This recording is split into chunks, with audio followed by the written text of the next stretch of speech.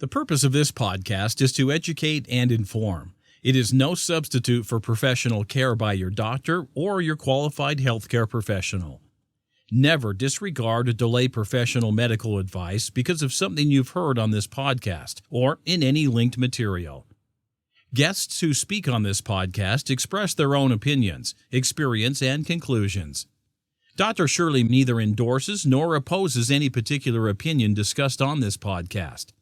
The views expressed on this podcast have no relation to those of any academic, hospital, practice, institution, or other entity with which Dr. Shirley may be affiliated. Welcome to Forever Fab, the podcast on fashion, the art of living, and all things beauty. This podcast is curated by Dr. Shirley Madhere, MD, as the definitive source of holistic wellness through beauty.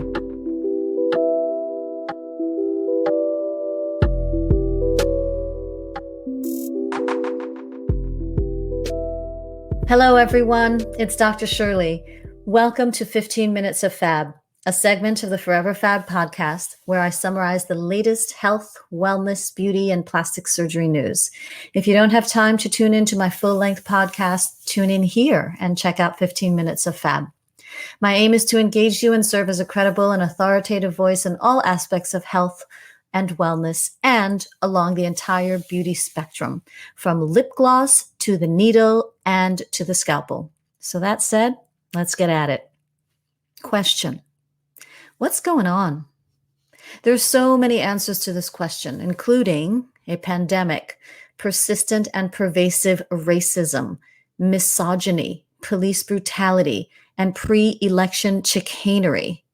But I'm not even talking about those issues here today. I want to bring to light the not-so-pretty side of the beauty industry. Beauty is an over $500 billion industry. The black hair care industry alone is worth more than $2.5 billion.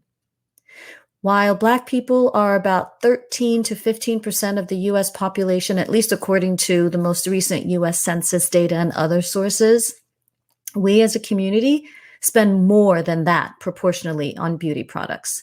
Yet, we remain underrepresented in regard to equitable economic opportunities within the beauty industry. We have not been, and are still oftentimes not, the decision makers or even participants in the decisions that often affect our communities disproportionately to the others. Here are some stats that I pulled from a site called Vox.com.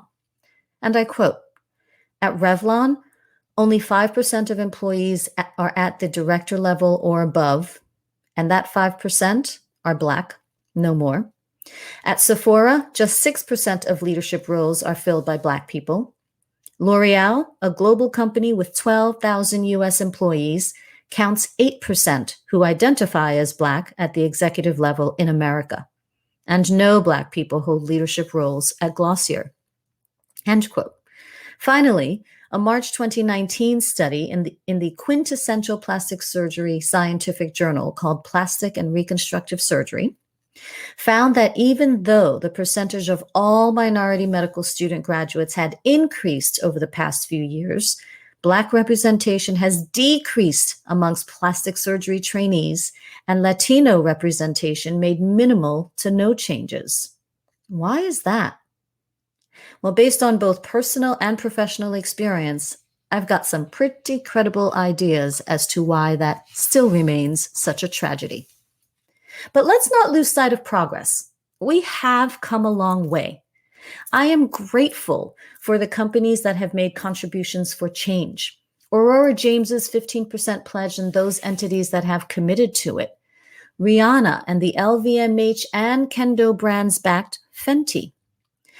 Ella Gorgla and Cara Sabin and their platform, 25 Black Women in Beauty, whose mission is to, quote, "celebrate, elevate, and promote Black women in beauty through constructive, intentional collaboration and networking while inspiring one another toward our collective greatness," end quote. Despite these efforts and gains, I must still ask, what is the true color of beauty? The Merriam-Webster Dictionary lists the various definitions and connotations of the word Black, including quote, characterized by the absence of light or reflecting or transmitting little or no light, or worse, quote, indicative of condemnation or discredit, end quote. We in the beauty industry must take the lead to redefine that black and beige and brown and color are indeed beautiful, and that these colors are in fact full of color, contribution, love, beauty, light, brilliance, radiance, resplendence, and so much more. So how am I sharing in this responsibility? What am I doing about the inequity? Well, for one, I exist and I represent. I am a woman of color in beauty and in plastic surgery. I know I am unique, one of few, and I hope I may help pave the way for more young women to enter this medical field. I'm also speaking out, not only in my personal and professional life, but publicly through this podcast. I created a new mini-series, B-Star Beauty, on the 15 Minutes of Fab segment of the Forever Fab podcast to feature and highlight beige, brown, and black beauty brands that are owned and founded, created, and manifested by women and people of color. The B-Star Beauty mini-series is my way to honor and acknowledge those people and to share that beautiful creativity with the world. And there are numerous brands by people of color and more to come.